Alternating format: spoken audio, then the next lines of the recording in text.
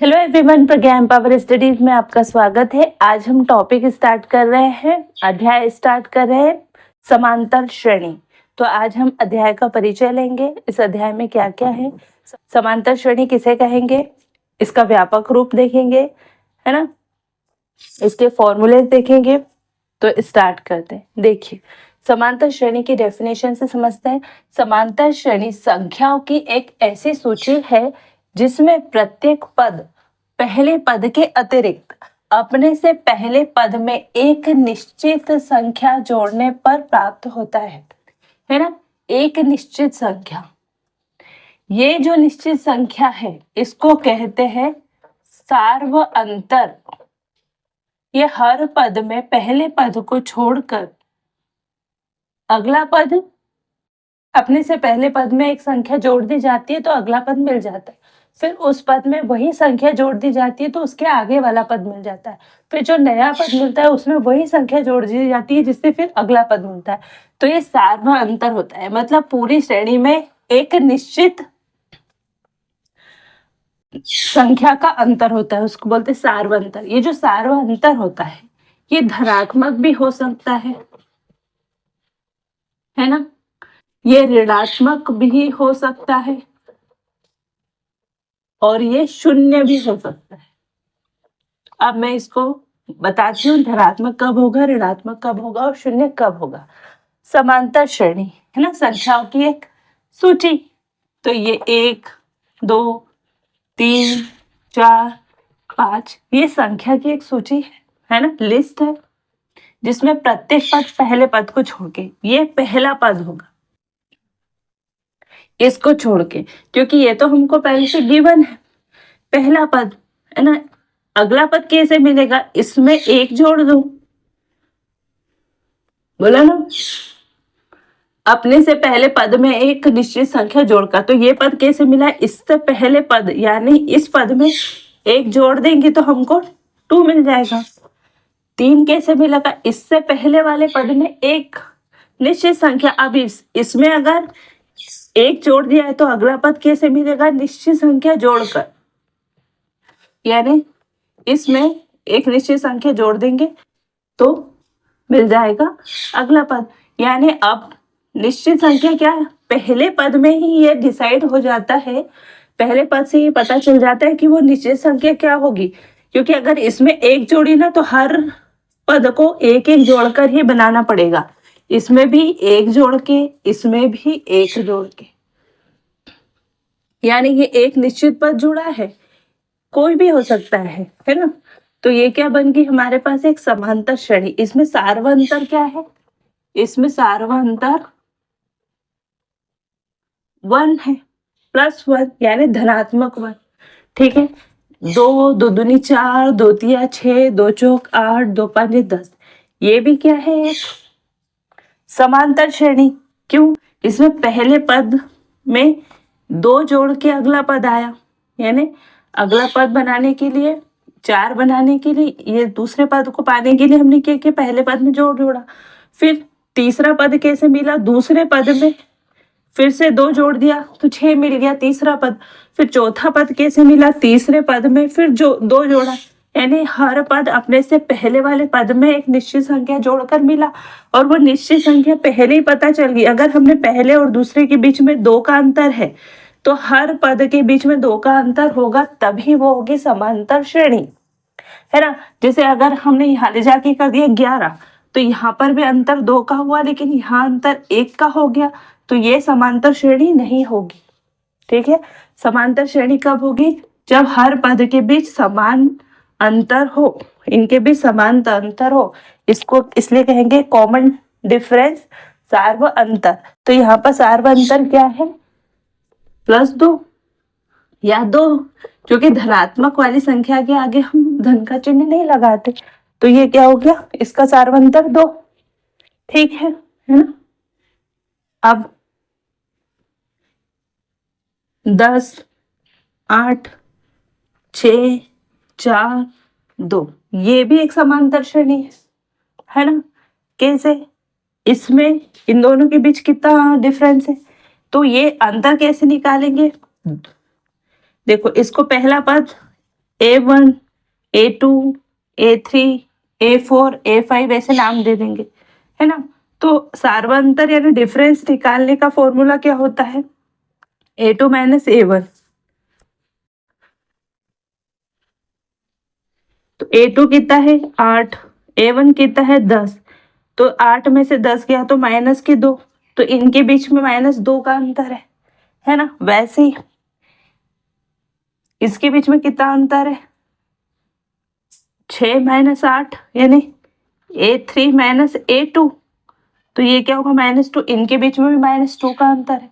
वैसे इनके बीच में -2, 4 में से 6 गए तो -2, 2 में से 4 गए तो -2, क्योंकि इनको हम जोड़ेंगे। ये अंतर सार्वंतर निकालते कैसे, इस दूसरे वाले पद में से पहले वाले पद को घटाकर सार्वंतर निकाला जाता है ना। और अगला पद कैसे बनाया जाता है, पहले पद में वो सार्वंतर जोड़ दो। तो पहला पद क्या है, देखो पहला पद क्या है 10, इसमें सार्वंतर क्या है -2। अगर इसको -2 जोड़ोगे तो क्या होगा, ये प्लस माइनस माइनस, तो 10 में से 2 गए तो 8 बचा। फिर अगला पद क्या है 8, 6 मिला तो 8 में सार्वंतर जोड़ देंगे, जैसे ये एक एक जोड़ा था वैसे हमारे पास सार्वंतर क्या है -2, तो -2 को जोड़ दो, तो 8 माइनस 2 क्या हुआ 6, तो अगला क्या होगा 6। वैसे ही 6 में सार्वंतर जोड़ो 2 तो क्या होगा 6 माइनस 2, 6 में प्लस -2 तो सार्वंतर क्या होगा 4, तो अगला पद क्या होगा 4। तो ये वाला पद कैसे मिलेगा, जब हम इस वाले पहले पद में सार्वंतर जोड़ देंगे। सार्वंतर क्या है -2, ये 4 प्लस -2 जोड़ा तो कितना हो गया, तो यहाँ पर सार्वंतर क्या है -2।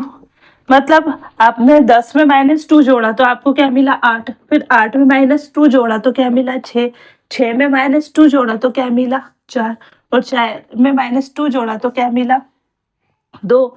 तो ये सार्वंतर यहाँ पर क्या है -2, यहाँ पर कितना था 2 और यहाँ पर कितना था 1, है ना। तो हर पद में आप अगले पद में वो डिफरेंस एक निश्चित संख्या जोड़ोगे तो आपको अगला पद मिलते जाएगा। तो वो सार्वंतर कहलाता है। वो धनात्मक भी हो सकता है, जो ये दो केस में धनात्मक था, ऋणात्मक हो सकता है। तो माइनस वाली संख्या जोड़ो तो वो तो किसी भी माइनस वाली संख्या को किसी भी संख्या में जोड़ते थे तो वो घट जाती है ना। तो ये कम होते जा रही है सीरीज, ठीक है ना। और अगर हमको पूरी सीरीज दी है, जैसे इसको मैं इरेज करती हूँ, आप स्क्रीनशॉट लेना, ठीक है। इनके बीच का सार्वंतर केस क्या है, सार्वंतर ज्ञात करना है। तो क्या करना पड़ेगा, जैसे ये A1, A2 ये पद है, A3, A4, A5 सार्वंतर ज्ञात करना है। अगर लिखा है ये समांतर श्रेणी है और इनका सार्वंतर ज्ञात कीजिए, तो A2 में से A1 घटा देना, यानी 8 में से 10 घटा देना, तो आपको मिल जाए -2।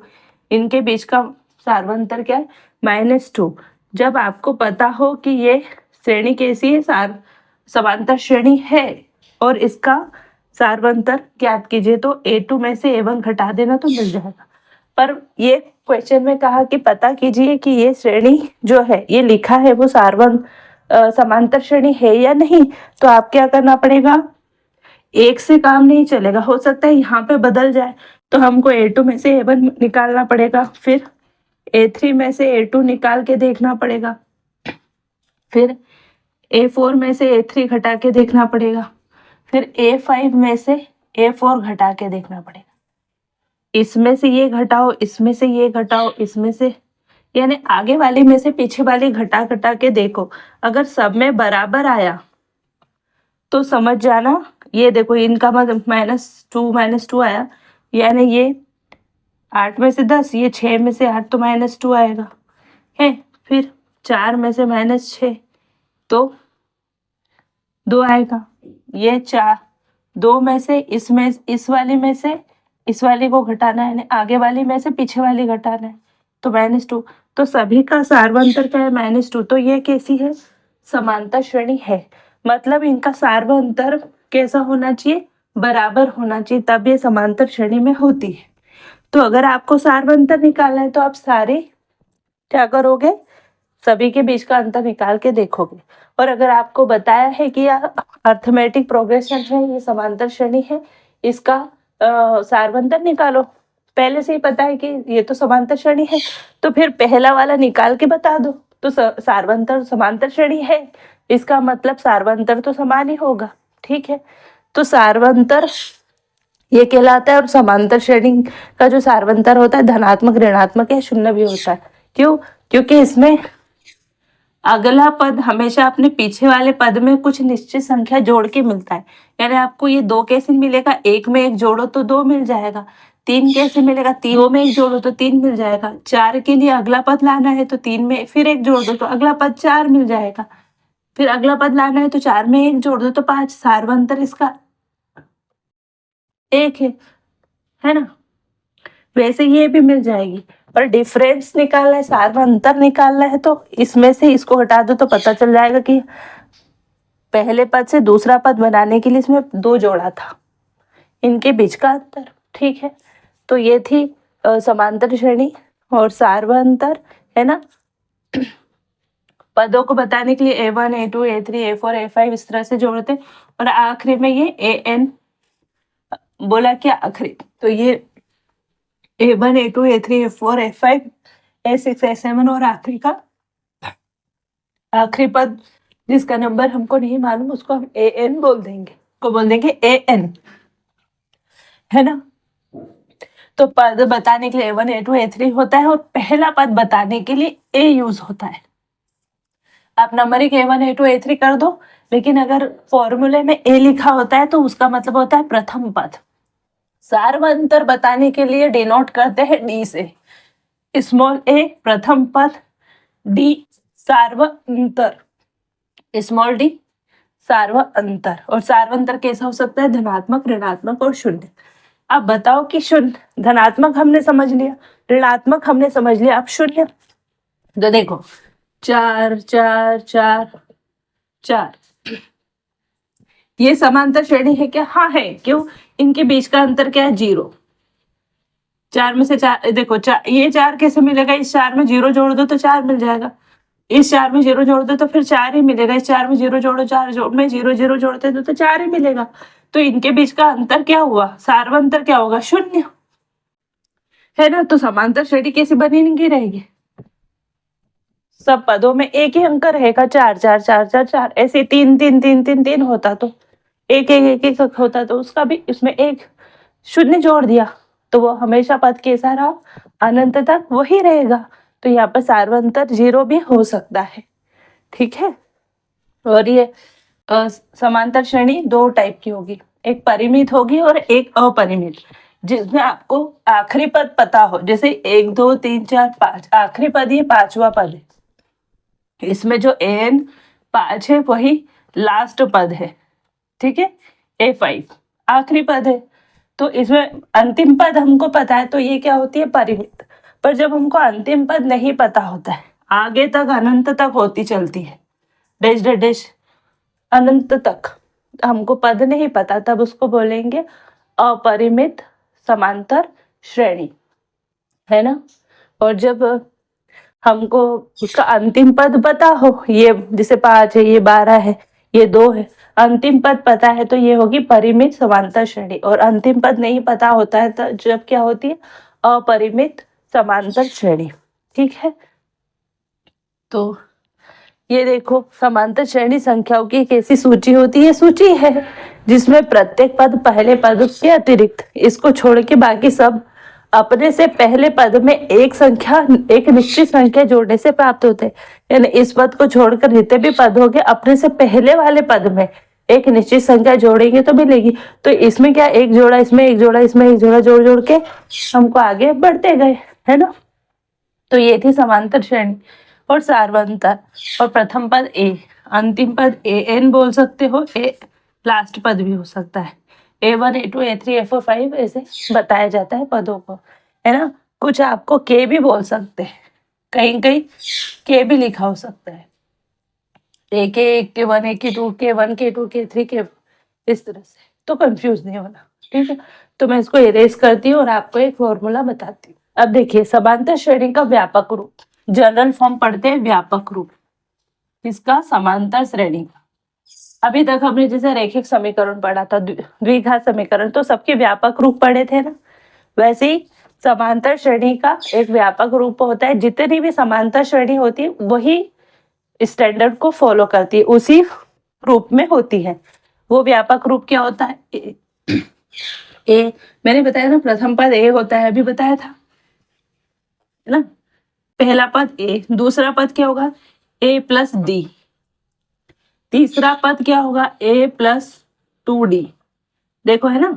चौथा पद क्या होगा? ए प्लस 3d, और पांचवा पद क्या होगा? ए प्लस 4d, और ऐसे ही अंतिम यानी आखिरी वाला पद क्या होगा? A plus n-1 into d.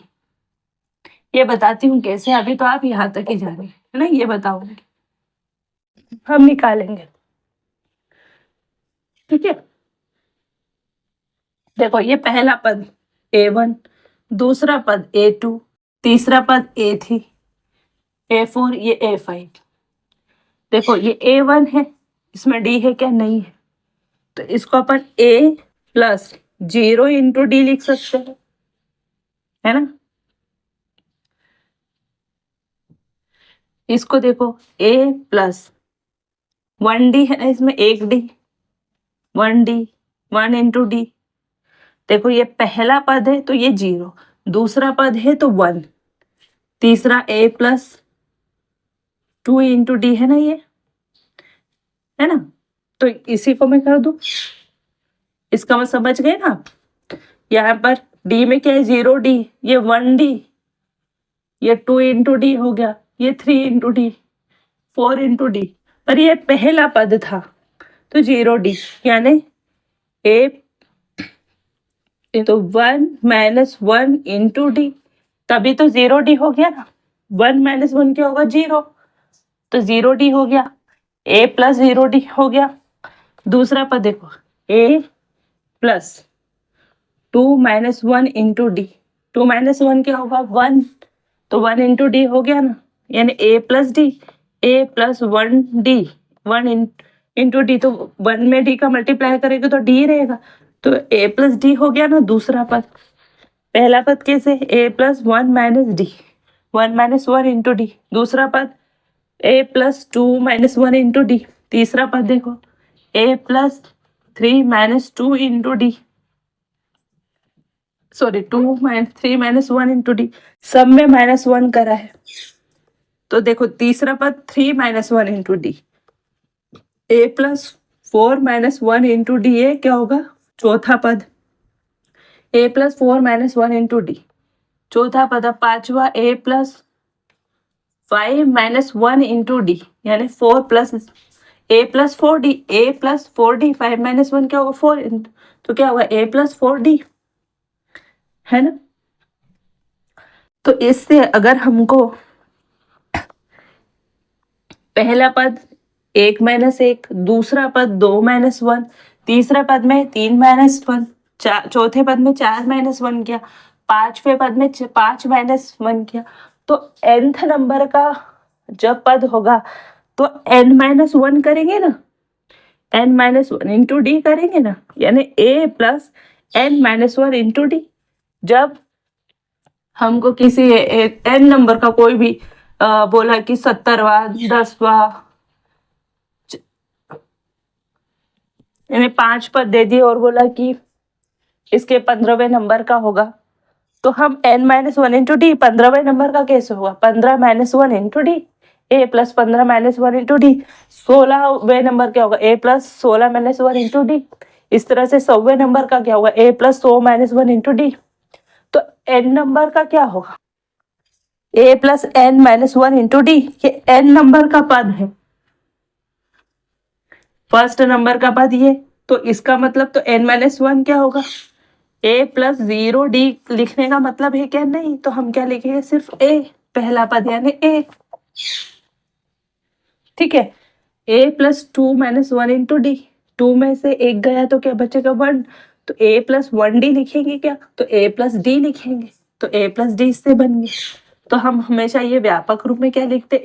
a A plus D, पहला पद ए, दूसरा पद ए प्लस डी, तीसरा पद ए प्लस टू डी, ए प्लस 3 - 1 इंटू डी, तो 3 में से 2 एक गया तो 2 बचा, तो ए प्लस 3 - 1 इंटू डी लिखने के बजाय क्या लिखेंगे, ए प्लस 2d, है ना।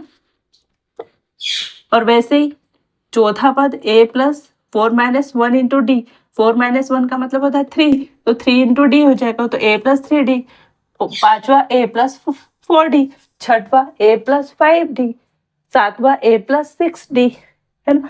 तो n नंबर का क्या होगा, a plus n-1 into d, nth number का क्या होगा, उससे एक कम, क्योंकि पांचवें नंबर का क्या है 4d, चौथे नंबर का क्या है 3d, तो nth नंबर का क्या होगा n-1d, n का जो भी नंबर होगा उससे एक कम d, a प्लस n-1d।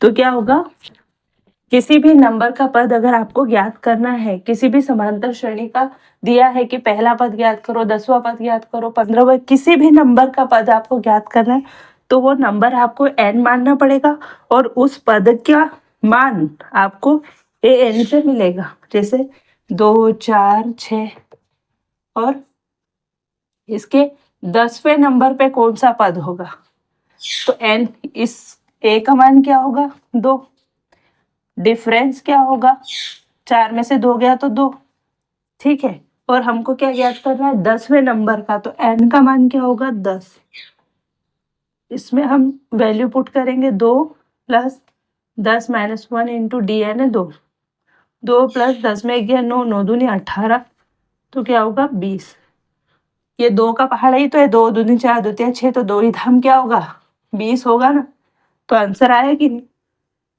ऐसे, ठीक है। तो फॉर्मूला क्या होगा, a n equal to a plus n-1 into d, ये आपका फॉर्मूला होगा किसी भी समांतर श्रेणी में किसी भी नंबर का पद ज्ञात करने के लिए। अगर आपको नंबर का वो पद दिया है पर बताया पूछ, अब जैसे ये दिया है 18, अब ये बताए कि 18, ये समांतर श्रेणी में 18 किस नंबर का पद है, इसका मतलब है कि आपको an दिया है 18 और आपको n का मान ज्ञात करना है, तो आप यहाँ पर 18 रखोगे और इसको सॉल्व करोगे तो आपको n का नंबर मिल जाएगा। जब हम प्रश्नावली समझेंगे तो ये प्रैक्टिस हमारी हो जाएगी। अभी आप ये फॉर्मूला 3-4 बार बोलना, an equal to a plus n-1 into D, तो याद हो जाएगा। तो ये क्या है, व्यापक रूप आपको पता होना चाहिए। समांतर श्रेणी का जो व्यापक रूप है, a पहला पद, दूसरा पद a प्लस डी, तीसरा पद a plus 2d, a plus 3d, चौथा पद a प्लस 5d, पहला कैसा है ये पांचवा पद, तो a plus n-1 into d, ये क्या nth नंबर का पद, nth नंबर का पद का फॉर्मूला ये है।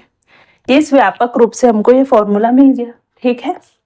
तो ये चीज याद रखना। अब मैं इसको इरेज करती हूँ और आपको ये अर्थमेटिक प्रोग्रेशन है ना, ये समांतर श्रेणी के जितने भी पद है उनका जैसे हो सकता है आपको 10 पद दिए हो, 10 में से बोला हो पहले 5 पदों का योग क्या होगा, अंतिम 5 पदों का योग क्या होगा, है ना। कुछ पदों के योग गिनने होंगे, योग करना होगा कि इसमें 10 पद है, 10 पदों का योग क्या होगा, है ना, 2 + 4 + 6 + 8 + ये क्या होगा ना। तो वो जोड़ क्या होगा, समय मतलब समांतर श्रेणी में जितने भी पद है उनको जोड़कर क्या मिलेगा वो हमको ज्ञात करने के लिए एक फॉर्मूला है, वो फॉर्मूला मैं आपको बताती हूँ, ठीक है। तो मैं इसको अब इरेज करती हूँ, स्क्रीनशॉट आप ले लेना। देखिए ये फॉर्मूला है, जैसे सपोज आपकी समांतर श्रेणी 2, 4, 8, 10, ये आपकी समांतर श्रेणी है। तो ये क्या है, पहला पद है ए, ठीक है, इसमें आप ए बोलोगे। एन क्या है, ये आपको दिया रहेगा कि आपको समांतर श्रेणी में से कितने पदों का सम ज्ञात करना है, कितने पदों को जोड़ना है, कितने पदों का योग ज्ञात करना है। तो ये है योग, इसके लिए सम के लिए एस वर्ड यूज हुआ। एन कितने पद बोले, 4 पद हो तो यहाँ एन का मान हो जाएगा 4, 4 पदों का यानी यहाँ तक, है ना। 5 पद बोला तो पूरे, और इसमें खूब सारे पद हो तो बोल दिया कि 17 पद हो तो 17 पदों का ज्ञात करो, तो n का मान हो जाएगा 17। ठीक है। d क्या हो जाएगा? समांतर श्रेणी का सार्व डिफरेंस, तो इनके बीच का डिफरेंस d क्या होगा? 2, यानी a2 में से a1 घटा दो तो 2 मिल जाएगा, तो सार्व डिफरेंस क्या है? 2। तो इस तरह से ये समांतर श्रेणी को देखकर आप फॉर्मूले में वैल्यू रख दोगे तो आपका क्या हो जाएगा? ये जोड़ आ जाएगा। ठीक है, ठीक है। अब एक चीज ये कि ये फॉर्मूला कब, जब आपको डिफरेंस भी पता हो, समांतर श्रेणी को देख के आप डिफरेंस भी पता चल जाए, आपको बताया होगा कितने नंबर का आपको, कितने पदों का आपको योग करना है, तब आपको n भी पता है और पहला पद पता है, तो उससे हो जाएगा। ठीक है। अब देखिए इस सूत्र में और भी हम कुछ इसको सरल कर सकते हैं। अलग अलग समय पर अलग अलग फॉर्मूला यूज होता है। n/2 प्लस ये a को हम a प्लस a लिख सकते हैं, क्योंकि a प्लस a 2a होता है ना। प्लस ये पूरा की पूरा ऐसे ही लिख दो, n-1 इंटू डी, ये पूरा वैसे ही लिख दिया। ठीक है। अब देखिए n/2, अभी हमने nth नंबर की टर्म निकाली थी, है ना। nth ए निकाला था कि nth नंबर पे कौन सा पद होगा, उसके लिए फॉर्मूला हमने बनाया था a plus n-1 into D, यही फॉर्मूला बनाया था, है ना। तो a plus n-1 into d, a plus n-1 into D, इसकी जगह आप ये लिख सकते हो an। तो अगर आपको उस nth नंबर का पद का मान भी पता हो तो आप क्या कर सकते हो, a प्लस उस पद का नाम वैल्यू रख के इस तरह से भी एक फॉर्मूला आपको मिल जाता है। यानी ये फॉर्मूला भी आपको इस्तेमाल होगा, यूज में आएगा। मेन फॉर्मूला एक ये है ना। आपको इसकी वैल्यू भी पता हो, जब आपको क्या से 2, 4, 6, 8 और 17वां नंबर का पद पता ही नहीं हमको क्या है, और बोला है कि सब इसके समांतर श्रेणी अनंत समांतर श्रेणी, और बोला कि इसके 17वें पद तक का योग ज्ञात कीजिए। हमको 4 तो पता, हमने डिफरेंस भी निकाल लिया, हमको ये भी पता चल गया, और 17वें पद पे कौन सा अंक है ये नहीं पता हमको, तब हम ये फॉर्मूला लगा देंगे, है ना। लेकिन अगर उन्होंने ये पद पे क्या वैल्यू, 17वें पद पर क्या अंक है, उस श्रेणी में पद पे कौन सा मान है, वो मान हमको पता है, तो हम ये मान रख देंगे और निकाल देंगे। ठीक है। तो ये भी यूज होता है। और एक जगह अगर आपको बताए कि जो 2, 4, 6, 8 और ये 10, आपको बताया है कि जो आखिरी पद है, जो an है, वो आखिरी पद ही है, मतलब अंतिम पद है, तब आप फॉर्मूला लगाओ n/2 a प्लस l। यानी आपको प्रथम पद दिया हो, अब ये स्थिति में देखो यहाँ पर आपको d है क्या? नहीं। तो आपको जब d भी नहीं दिया हो तो आपको वो क्या करेगा, अगर उसने d भी दिया है तब तो ये फॉर्मूला लगेगा। अगर आपको d नहीं पता, सार्व डिफरेंस नहीं पता, तब आप ये वाले फॉर्मूले लगा सकते हो। तो ये पहला पद दिया है, अंतिम पद दिया है, और n पदों का योग निकाल लेंगे तो कितने नंबर के पदों का योग निकालना है वो दिया रहेगा। पर इसमें अगर आपको डी नहीं पता, तब आप ये दोनों फॉर्मूले में से कोई एक फॉर्मूला यूज कर सकते हो। क्योंकि देखो इसमें तो डी है, पर इसमें डी है क्या? नहीं। कभी अगर डी नहीं दिया तो ये फॉर्मूले काम आएंगे, और डी दिया है तो ये फॉर्मूला काम आएगा। तो ये याद रख, इसी से ये सब बने हैं। जब अंतिम पद दिया हो कि जो nth पद है वो अंतिम पद है, तो n लगा दो, बात वही है। n-2 सब में, n/2 सब में रहेगा। a तो सब इसमें 2a plus n-1 into D है, और इसी से हमको ये मिल गया, किसी से हमने ये बना लिया और इसी से ये, है ना। तो ये जो d होता है सार्वंतर, वो निश्चित संख्या होती है जो एक एक पद में जोड़ जोड़ के हम आगे तक सीरीज मिलती जाती है ना। हमारी समांतर श्रेणी क्या है, बढ़ती जाती है। पहले पद में एक निश्चित संख्या जोड़ दो तो अगला पद मिल जाएगा, उस पद में फिर वही निश्चित संख्या जोड़ दो तो तीसरा पद मिल जाएगा, फिर वही निश्चित संख्या उसमें तीसरे पद में जोड़ दो तो चौथा पद मिल जाएगा। इस तरह से निश्चित संख्या जोड़ते जाओ तो सारी ही श्रेणी में वो निश्चित संख्या एक ही होगी, मतलब समान होगी, ऐसा नहीं कि किसी में 2 जोड़ रहे किसी में 4 जोड़ रहे, फिर वो समांतर श्रेणी नहीं बचेगी। तो सार्वंतर क्या होता है, समान होता है। हर पद के बीच में, 2 पदों के बीच में जो सार्वंतर होता है वो समान होता है, और वो धनात्मक, ऋणात्मक और शून्य कुछ भी हो सकता है ना। उससे बनती है समांतर श्रेणी। आई होप कि ये डेफिनेशन भी आपको समझ में आई होगी, सार्वंतर अच्छे से समझ में आया होगा, एंड व्यापक रूप समझ में आया होगा। nth नंबर का जो पद निकालने के लिए हमने ये फॉर्मूला देखा था, ये भी अच्छे से समझ में आया होगा। और ये योग करने के लिए जिसे हम समांतर श्रेणी के पदों को जोड़ते हैं, वो फॉर्मूला भी आपको अच्छे से समझ में आया होगा। अब जब हम प्रश्नावली पढ़ेंगे तब जिस टाइप का क्वेश्चन होगा मैं वो चीज़ आपको अच्छे से बताऊंगी। तो आई होप कि आपको ये वीडियो बहुत अच्छा लगा होगा, अच्छे से समझ में आया होगा समांतर श्रेणी, है ना। ऑलमोस्ट सारे कॉन्सेप्ट अपन ने कंप्लीट इसमें कवर किए हैं, और बाकी फिर हम प्रश्नावली के साथ करेंगे। तो अगर आपको वीडियो अच्छा लगे, अच्छे से समझ में आए, तो प्लीज़ वीडियो को लाइक कीजिएगा। चैनल पर नए हो तो चैनल को सब्सक्राइब कीजिएगा, है ना। कोई आपका इशू हो, कोई आपको परेशानी हो, कुछ नहीं समझ में आ रहा हो, तो वीडियो के कमेंट बॉक्स में आप कमेंट करना, है ना। अपने फ्रेंड सर्कल में शेयर करना, ठीक है। वीडियो की लिंक को अपने फ्रेंड सर्कल में शेयर करना, अपने व्हाट्सएप स्टेटस पे लगाना, है ना, अपने और फ्रेंड्स को बताना। और फिर मिलते हैं नेक्स्ट वीडियो में, तब तक के लिए जय हिंद, जय भारत, थैंक यू।